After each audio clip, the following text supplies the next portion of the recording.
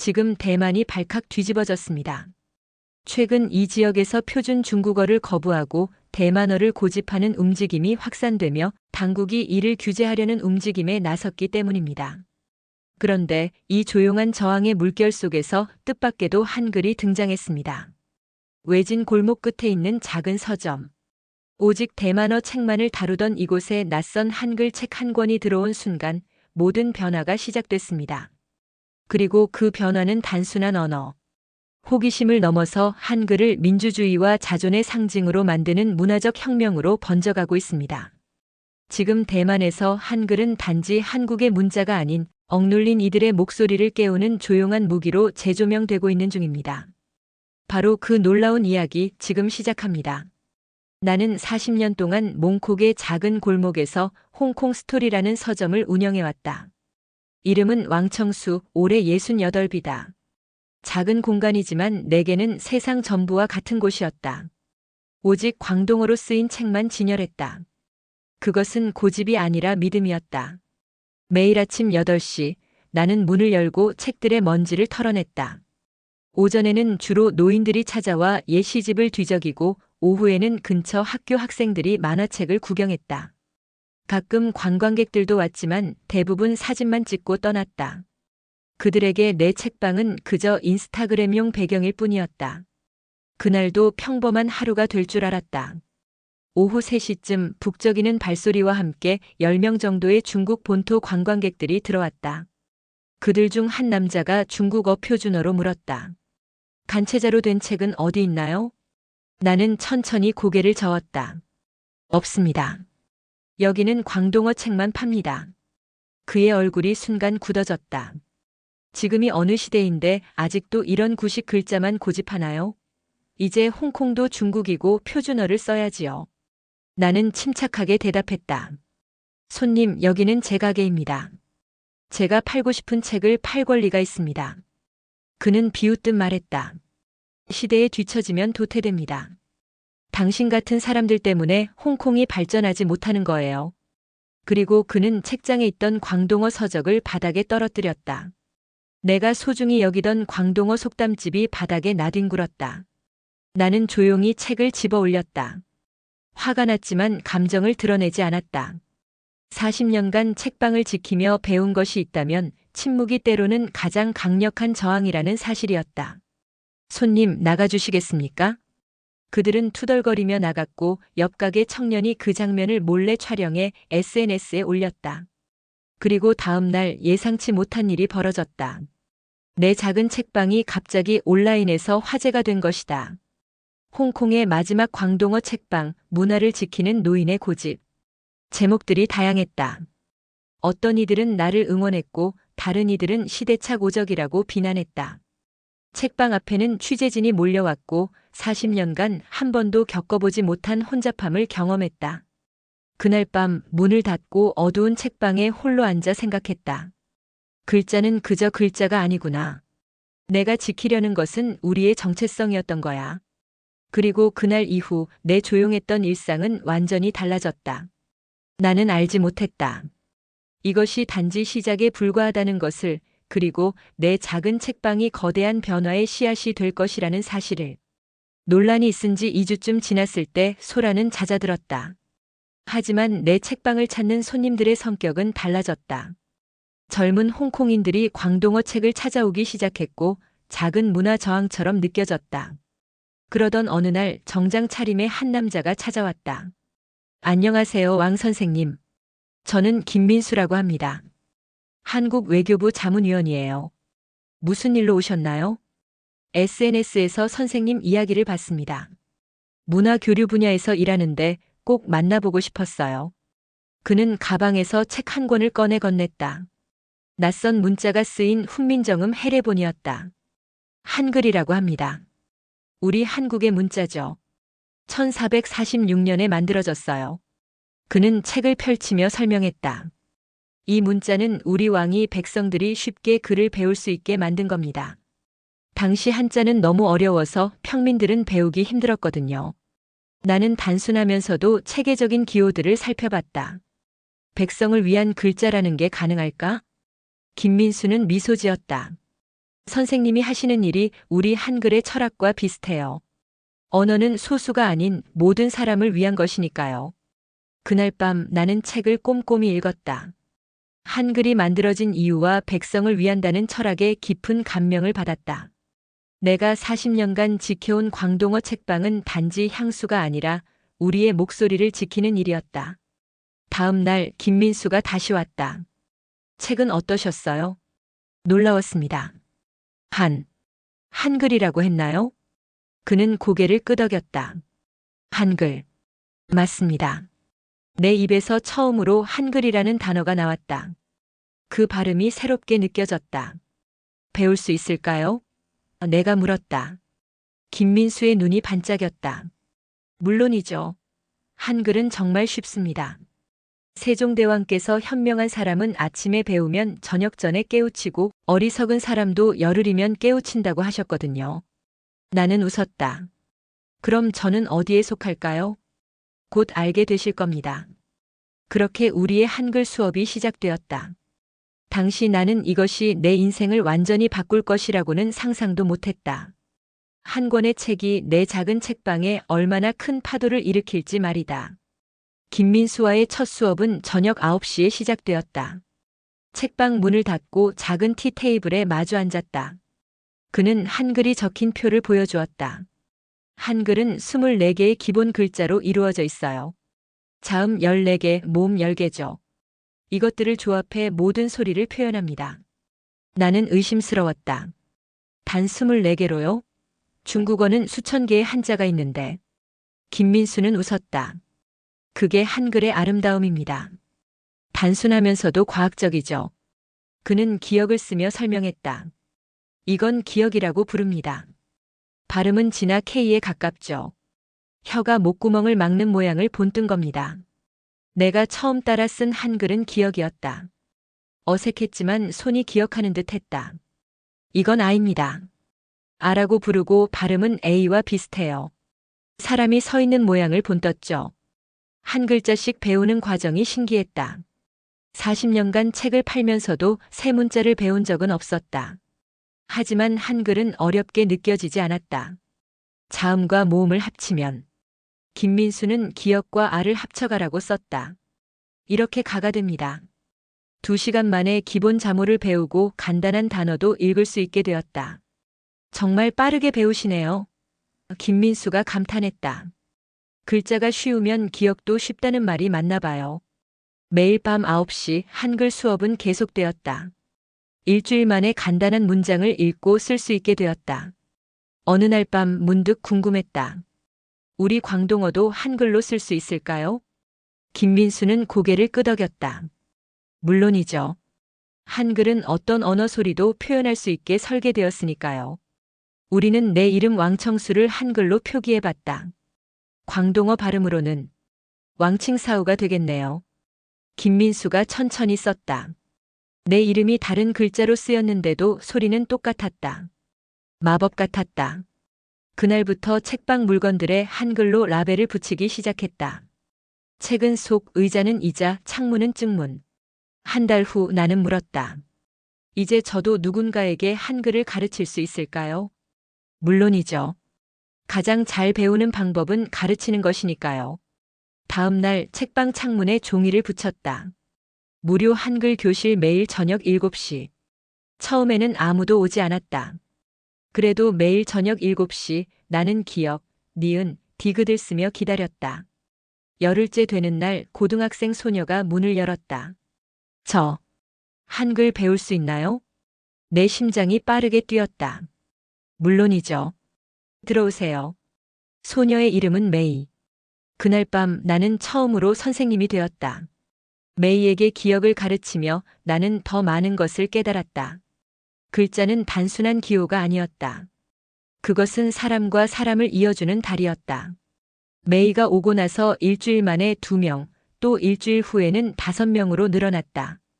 우리의 작은 한글 교실은 점점 커졌다. 대부분 젊은이들이었지만 가끔 나이 든 사람들도 찾아왔다. 어느 날 밤 모두가 돌아간 후 책장 구석에 꽂힌 오래된 책 한 권을 꺼냈다. 어머니가 내게 읽어주던 광동어 동화책, 작은 거북이의 여행이었다. 내 어린 시절의 보물이었다. 이걸 한글로 옮겨볼까? 노트에 첫 문장을 적기 시작했다. 옛날 옛적에 작은 거북이가 살았습니다. 광동어 발음을 한글로 옮기자 꿉시꿉시 싸이유이 가메이 주아씨가 되었다. 한 글자, 두 글자. 페이지를 넘기며 동화를 한글로 옮겼다. 시계를 보니 새벽 3시였다. 그런데도 전혀 피곤하지 않았다. 마지막 문장을 쓰고 나서야 뺨에 무언가 축축한 것이 느껴졌다. 눈물이 흐르고 있었다. 나는 얼굴을 가렸다. 어머니의 목소리가 들리는 것 같았다. 60년 전 등불 아래에서 이 동화책을 읽어주시던 목소리가. 그때 어머니 말씀이 생각났다. 청수야, 우리말은 우리의 영혼이란다. 내가 광동어 책방을 40년간 지켜온 이유는 그 말씀 때문이었다. 이제 광동어가 한글로 옮겨져도 그 영혼은 살아있었다. 다른 옷을 입었을 뿐 우리 이야기는 여전히 그 자리에 있었다. 이게 정말 놀랍습니다. 내가 중얼거렸다. 다음 날 김민수에게 내 노트를 보여주었다. 어제 제가 좋아하는 동화책을 한글로 옮겼어요. 그는 노트를 받아들고 천천히 읽더니 미소 지었다. 발음이 정확하네요. 이제 정말 한글을 마스터하셨어요. 근데 이상한 일이 있었어요. 글을 쓰다 보니 울컥하더라고요. 왜 그랬을까요? 김민수는 잠시 생각했다. 문자는 단순한 소통 도구가 아닙니다. 그것은 우리의 기억, 감정, 정체성과 연결되어 있죠. 당신은 처음으로 자신의 이야기를 다른 방식으로 표현해 본 겁니다. 그게 감동을 준 거죠. 그날 저녁 나는 학생들에게 내가 쓴 동화책을 보여주었다. 그리고 그들에게도 자신의 이야기를 한글로 적어보라고 했다. 메이는 할머니의 요리 비법을, 대학생 리우는 첫사랑 고백 이야기를, 노인 장 씨는 홍콩의 옛 시장 기억을 썼다. 그들 모두 내가 느꼈던 것과 비슷한 감정을 느꼈다고 했다. 마치 이야기들이 새 날개를 달고 더 멀리 날아갈 수 있게 된 것 같다고. 말은 사라져도 글자는 남는다. 내가 말했다. 우리의 이야기는 어떤 형태로든 살아남을 거예요. 한글 교실이 시작된 지 석 달째 나는 중요한 결정을 내렸다. 책방 한쪽 구석에 광동어 한글 표기 코너를 만들기로 한 것이다. 책장 하나를 비우고 우리가 한글로 쓴 이야기들을 전시했다. 메이의 요리 비법, 리우의 첫사랑 고백, 장 씨의 시장 기억. 그리고 내가 옮긴 작은 거북이의 여행. 처음에는 별 관심을 받지 못했다. 그러다 어느 날 근처 대학에서 언어학을 공부하는 학생들이 찾아왔다. 저희 교수님이 여기서 흥미로운 문자 실험을 하고 있다고 하셔서요. 그들은 우리의 광동어 마이너스 한글 기록에 큰 흥미를 보였다. 특히 한 학생은 내게 물었다. 이건 단순한 번역이 아니라 소리의 전환이군요. 어떤 느낌인가요? 나는 잠시 생각했다. 마치 익숙한 노래를 다른 악기로 연주하는 것 같아요. 곡은 같은데 색깔이 다르달까? 그날 이후 대학생들이 자주 찾아왔다. 그들 중 몇몇은 우리 수업에 참여하기도 했다. 우리의 한글 교실은 이제 월요일부터 금요일까지 매일 저녁 7시에 열렸다. 한 달 뒤 놀라운 일이 벌어졌다. 책방 옆 작은 식당 주인 리 씨가 찾아온 것이다. 왕 선생님 혹시 저희 메뉴도 한글로 써주실 수 있을까요? 나는 놀랐다. 메뉴를요? 리 씨는 고개를 끄덕였다. 요즘 한국 관광객들이 많이 오는데 저희 메뉴를 한글로도 볼 수 있으면 좋을 것 같아서요. 그날 밤 나와 김민수 그리고 수업에 참여하던 학생들이 함께 리 씨의 메뉴를 한글로 옮겼다. 차슈면은 차시우민, 딤섬은 딤쌈, 볶음밥은 차우판으로 적었다. 일주일 후 리 씨는 환한 미소로 찾아왔다. 대박이에요. 한국 손님들이 메뉴를 보고 정말 좋아하더라고요. 발음도 거의 비슷하다면서요. 이 소식이 퍼지자 주변 다른 가게들도 한글 메뉴나 안내문을 요청해왔다. 문방구점, 약국, 심지어 작은 호텔까지. 우리는 모두 함께 광동어를 한글로 옮기는 작업에 참여했다. 책방은 점점 좁아졌다. 한쪽은 여전히 광동어 책들이 진열되어 있었지만 다른 쪽은 완전히 한글 교실로 변했다. 그런데도 나는 행복했다. 우리는 무언가 중요한 일을 하고 있었다. 어느 날 저녁 수업이 끝난 후 김민수가 내게 물었다. 왕 선생님, 이제 어떤 느낌이세요? 처음 생각했던 것과 다른가요? 나는 창밖을 바라보았다. 몽콕의 밤거리는 여전히 복잡하고 시끄러웠다. 하지만 그 속에서 우리 책방은 조용히 빛을 발하고 있었다. 처음에는 단지 새로운 글자를 배운다고 생각했어요. 그런데 이제는 나는 잠시 말을 멈추었다. 우리가 글자를 배운 게 아니라 글자가 우리를 변화시켰다는 생각이 들어요. 김민수는 미소 지었다. 한글이 그런 힘을 가지고 있죠. 그날 밤 책방 문을 닫으며 나는 생각했다. 40년간 책을 팔던 작은 책방이 이제는 언어와 문화의 다리가 되었다. 공간은 작아졌지만 우리의 세계는 넓어지고 있었다. 모든 것이 순조롭게 진행되던 어느 날 아침 2명의 남자가 책방을 찾아왔다. 평범한 정장 차림이었지만 그들의 눈빛과 걸음걸이에서 관리들 특유의 위압감이 느껴졌다. 왕청수 씨입니까? 짧은 머리의 남자가 물었다. 네, 제가 왕청수입니다. 문화교육부에서 나왔습니다. 당신의 서점에 대한 민원이 접수되었습니다. 나는 당황했다. 민원이요? 무슨 내용입니까? 미인가 교육 활동과 불법 언어 전파 혐의입니다. 조사가 필요합니다. 그들은 1시간 동안 책방을 뒤졌다. 우리가 한글로 쓴 글들, 교육 자료들, 심지어 리 씨의 메뉴판까지 사진을 찍었다. 그리고 떠나기 전 경고를 남겼다. 공식 허가 없는 교육 활동은 불법입니다. 10일 내로 관련 서류를 제출하세요. 그들이 떠나자마자 나는 김민수에게 전화를 걸었다. 그의 목소리는 평소보다 무거웠다. 왕 선생님, 저도 소식이 있어요. 제 비자 갱신이 거절됐습니다. 1달 안에 홍콩을 떠나야 해요. 가슴이 철렁 내려앉았다. 그게 무슨 말입니까? 이유가 뭡니까? 명확한 이유는 없어요. 그냥 심사 결과라고만 하더군요. 그는 잠시 침묵했다. 하지만 우리 둘 다 진짜 이유가 뭔지 알고 있잖아요. 이 소식이 퍼지자 우리 한글 교실은 급격히 줄어들었다. 학생들이 하나둘 사라지기 시작했다. 메이도 리우도 장씨도 더 이상 오지 않았다. 저녁 무렵 리 씨가 허둥지둥 찾아왔다. 왕 선생님, 이거 치워주세요. 그는 한글로 적힌 메뉴판을 내밀었다.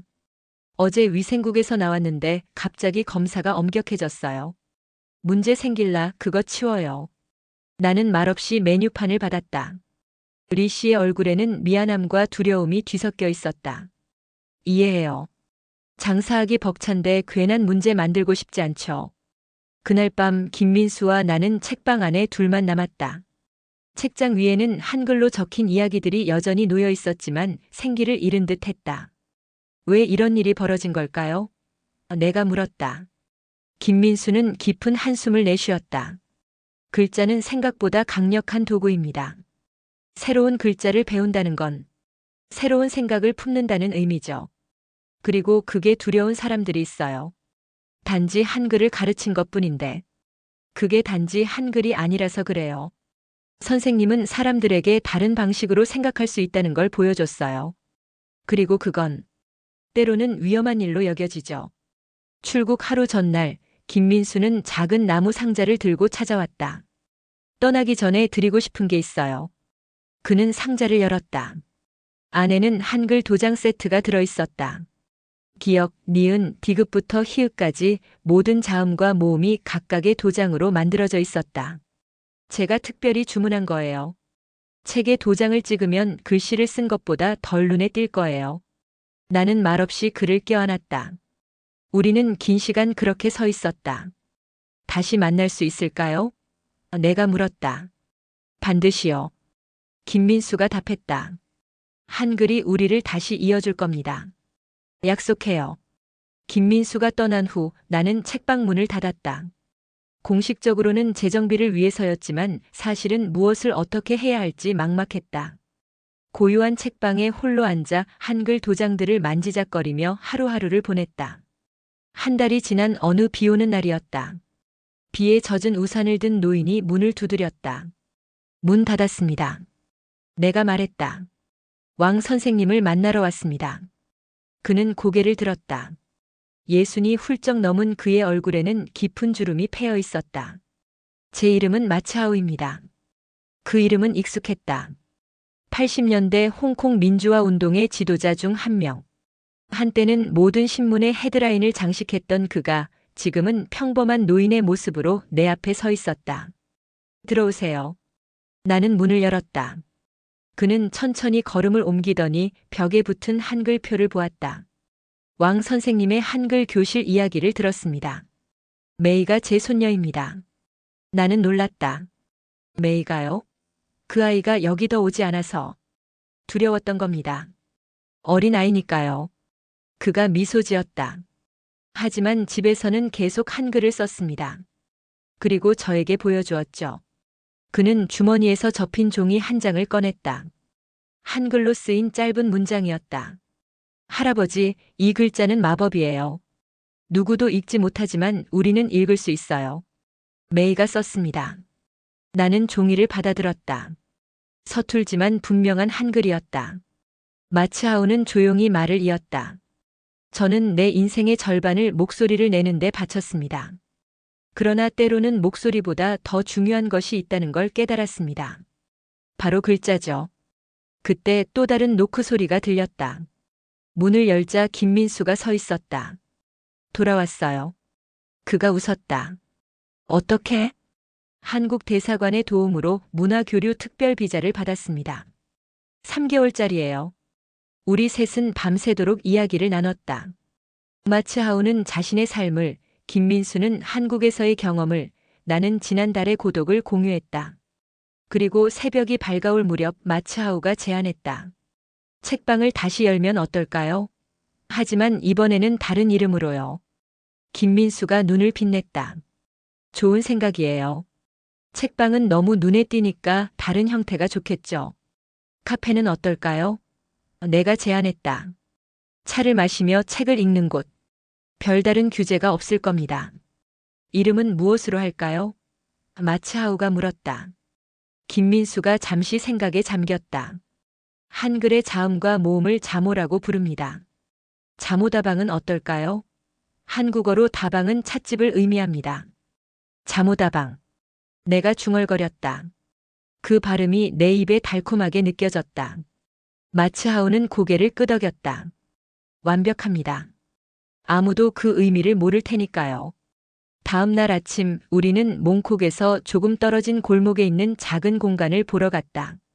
책방보다는 작았지만 창문이 크고 햇빛이 잘 들어왔다. 한쪽에는 차를 만들 작은 카운터가, 다른 쪽에는 책장을 놓을 공간이 있었다. 이곳이 새로운 시작점이 될 거예요. 김민수가 말했다.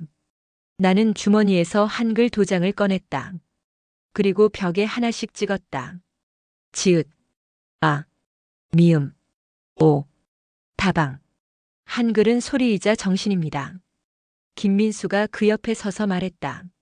그리고 그 정신은 절대 꺼지지 않을 겁니다. 자모다방이 문을 연 지 2달. 우리는 조용히 그러나 확실하게 성장했다. 겉으로는 평범한 차가게였지만 안쪽에는 작은 비밀이 숨겨져 있었다. 오후 2시부터 5시까지는 평범한 카페로, 저녁 7시부터 10시까지는 한글 교실로 운영되었다. 메이가 돌아왔고 그녀의 친구들도 함께했다. 리우와 장씨도 다시 나타났다. 마츠하우의 오랜 지인들, 은퇴한 교사들, 대학생들. 다양한 사람들이 모였다. 우리는 더 이상 광동어를 한글로 옮기는 작업에만 머물지 않았다. 한국 문학과 역사, 그리고 한글 창제의 철학까지 배우기 시작했다. 세종대왕님은 백성들이 쉽게 배울 수 있는 글자를 만들고 싶으셨대요. 김민수가 설명했다. 그 당시 권력자들은 반대했어요. 글자를 알면 백성들의 생각이 깨어날까 두려웠거든요. 그 말에 마츠하우의 눈이 빛났다. 정확히 지금의 상황과 같군요. 우리는 더 조심스러워졌다. 밖에서는 절대 한글을 쓰지 않았고 문서들은 모두 이중 잠금 서랍에 보관했다. 무엇보다 자모다방이 단순한 카페로 보이도록 신경 썼다. 하지만 아무리 조심해도 소문은 퍼졌다. 어느 날 저녁 한 젊은 여성이 찾아왔다.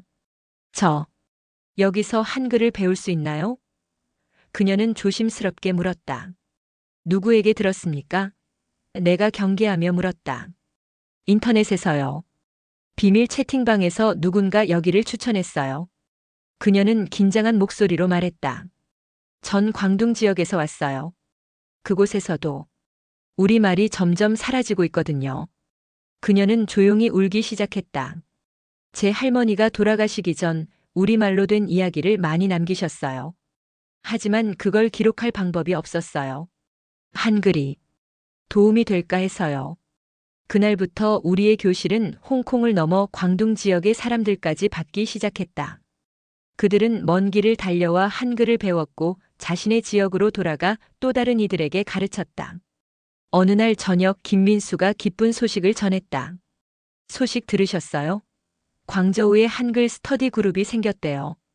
우리가 가르친 학생들이 만든 거래요. 우리의 기쁨도 잠시 2달 후 당국의 조사가 시작되었다. 이번에는 더 심각했다. 마츠하우는 외국 세력과의 불법 접촉이라는 혐의로 조사를 받았고 나는 불법 집회 및 미인가 교육 혐의로 소환장을 받았다. 이제 어떻게 해야 할까요? 내가 김민수에게 물었다. 그는 잠시 생각하더니 대답했다. 잠오다방은 닫아야 할 것 같아요. 하지만 우리가 심은 씨앗은 이미 자라고 있습니다. 마지막 수업날 우리는 모두 모여 작별 인사를 나눴다. 학생들은 각자 한글로 쓴 편지를 가져왔다. 메이가 대표로 읽었다. 왕 선생님, 김 선생님, 마 선생님. 당신들이 우리에게 준 것은 단순한 글자가 아닙니다. 그것은 우리의 목소리를 지킬 수 있는 힘이었습니다. 우리는 계속해서 이 글자를 배우고 우리의 이야기를 기록할 것입니다. 잠오다방은 문을 닫지만 우리의 마음속에는 영원히 열려 있을 것입니다. 눈물이 나왔다. 40년간 책방을 운영하며 느끼지 못했던 감정이 북받쳤다. 이건 단순한 작별이 아니었다. 새로운 시작이었다. 잠오다방은 공식적으로 문을 닫았다. 하지만 홍콩과 광둥 지역 곳곳에서 사람들은 조용히 모여 한글을 배웠다. 가정에서, 찻집에서, 심지어 공원 벤치에서도 그들은 자신의 이야기를 한글로 기록했다. 오늘도 어딘가에서 잠오다방의 문은 열려 있다. 형태는 달라졌을지 몰라도 그 정신은 여전히 살아 숨쉬고 있다. 한글은 단지 문자가 아니다. 저항이며 정체성이며 세상을 바꾸는 씨앗이다. 오늘 사연은 여기까지입니다. 여러분의 구독과 좋아요는 영상 제작에 큰 힘이 됩니다. 긴 영상 시청해 주셔서 감사합니다. 지금까지 감동사다리였습니다.